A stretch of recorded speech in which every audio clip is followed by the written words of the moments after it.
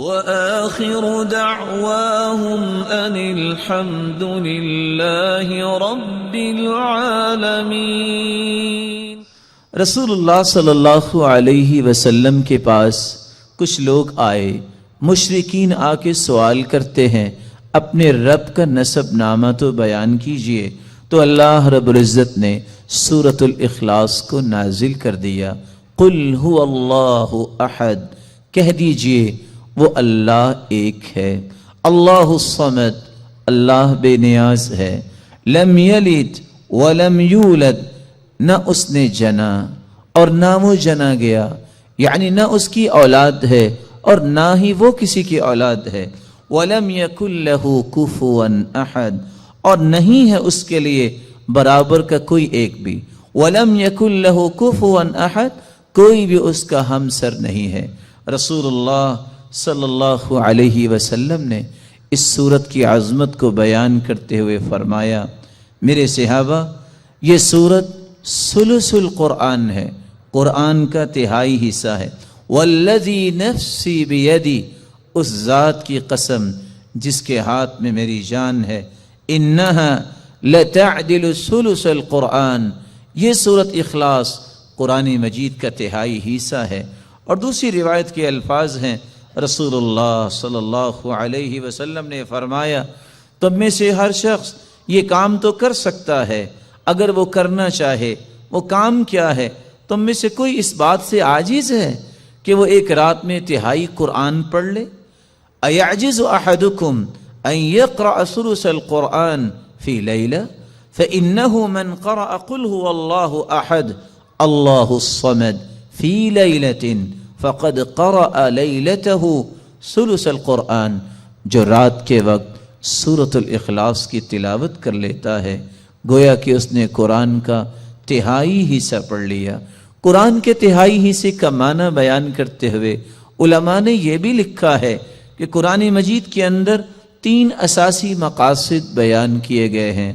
اللہ کی توحید کو بیان کیا گیا، اللہ کے اوامر اور نواہی کو بیان کیا گیا، اللہ تعالیٰ کے پیارے پیغمبروں اور پھر ان کی قوموں کے اخبار و قصص کو بیان کیا گیا۔ تو سورۃ الاخلاص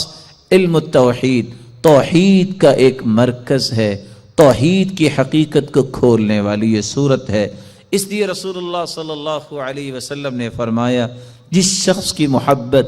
سورۃ اخلاص سے ہوگی یہ محبت اسے جنت تک لے جائے گی۔ جامع الترمذی کی روایت ہے کہ ایک آدمی اللہ کے رسول صلی اللہ علیہ وسلم کے پاس آیا اور کہنے لگا، انی احب هذه السورہ، اللہ کے رسول صلی اللہ علیہ وسلم مجھے اس سورت سے بہت محبت ہے۔ کون سی سورت؟ قل هو اللہ احد، فقال ان حبک ایاہا یدخلک الجنہ، یاد رکھنا اس سورت کے ساتھ تیری محبت تمہیں جنت میں لے جائے گی۔ یہاں تک رسول اللہ صلی اللہ علیہ وسلم نے فرمایا، من قرأ قل هو اللہ احد 10 مرات بنى اللہ له بیتا فی الجنہ، جو شخص 10 مرتبہ سورۃ الاخلاص پڑھ لیتا ہے اللہ تعالیٰ اس کا جنت میں گھر بنا دیتے ہیں۔ یہی وجہ ہے رسول اللہ صلی اللہ علیہ وسلم نے فرمایا کہ سورۃ الاخلاص قرآن مجید کی بہترین صورت ہے۔ نعم السورتان ہما یقرآن فی الرکعتین قبل الفجر، قرآن مجید کی سب سے خوبصورت صورتیں جو فجر کی نماز سے پہلے 2 رکعتوں کے اندر پڑھی جاتی ہیں، قل یا ایھا الکافرون اور قل هو اللہ احد۔ بلکہ اس صورت کے الفاظ اللہ کے ہاں اتنا مقام رکھتے ہیں، ان الفاظ کے ساتھ اگر دعا کی جائے تو یہ اسم اعظم بن جاتا ہے، جو بھی دعا کی جائے اللہ اس دعا کو رد نہیں کرتے۔ رسول اللہ صلی اللہ علیہ وسلم کے صحابی بیان کرتے ہیں، میں رسول اللہ صلی اللہ علیہ وسلم کے ساتھ مسجد میں داخل ہوا، ایک شخص نماز پڑھ رہا تھا اور دعا کر رہا تھا، اللہم انی اسألک بأنی اشہد ان لا الہ الا انت الاحد الصمد الذي لم يلد ولم يولد ولم يكن له كفوا احد۔ ان الفاظ کے ساتھ اس نے دعا کی تو اللہ کے رسول صلی اللہ علیہ وسلم فرمانے لگے والذی نفسی بیدی لقد سألہ باسمہ الاعظم الذی اذا سئل به اعطا واذا دعی به اجاب، اس ذات کی قسم جس کے ہاتھ میں میری جان ہے، اس شخص نے اسم اعظم کے ساتھ دعا کی، اور جو ان کلمات کے ساتھ دعا کرتا ہے، جو بھی سوال کرتا ہے اللہ رب العزت اسے عطا کر دیتے ہیں، جو بھی دعا کرتا ہے اللہ رب العزت اس کی دعا کو قبول فرماتے ہیں۔ بلکہ رسول اللہ صلی اللہ علیہ وسلم نے فرمایا جو سورۃ الاخلاص کی تلاوت کرتا ہے اللہ رب العزت اس کے گناہوں کو بھی معاف فرما دیتے ہیں۔ ایک مرتبہ نہیں، آپ نے 3 مرتبہ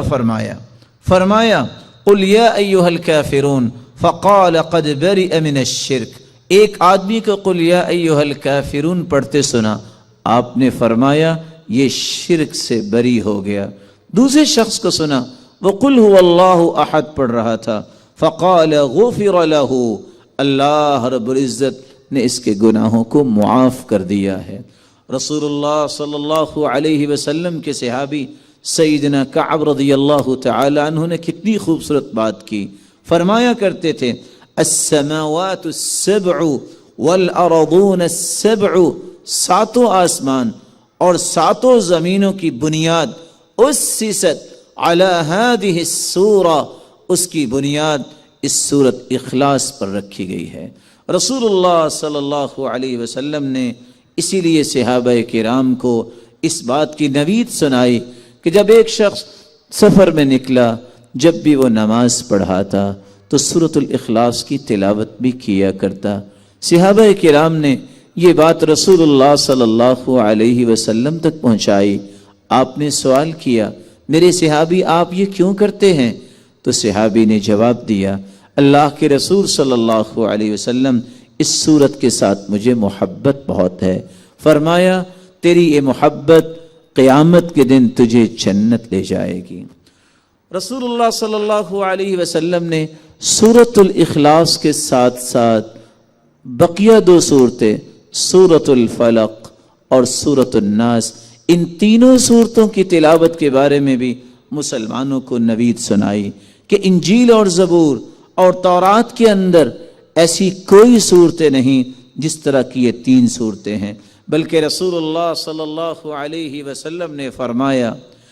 مسلمانوں قل هو اللہ احد والمعوذتین، قل هو اللہ احد اور آخری 2 صورتیں حین تمسی وتصبح 3 مرات تکفیک من کل شیء، اگر کوئی شخص 3 مرتبہ پڑھ لیتا ہے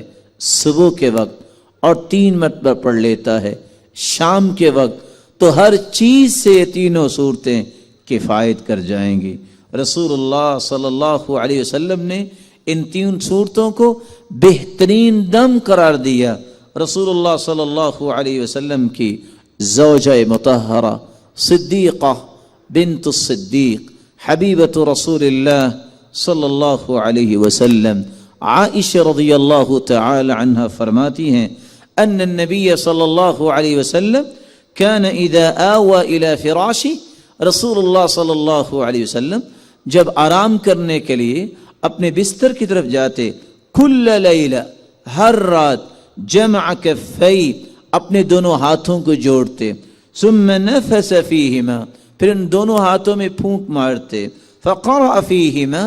اور قرآن مجید کی یہ تلاوت کرتے قل هو اللہ احد وقل اعوذ برب الفلق وقل اعوذ برب الناس، ان تینوں صورتوں کی تلاوت کرتے، ثم يمسح بهما ما استطاع من جسدی،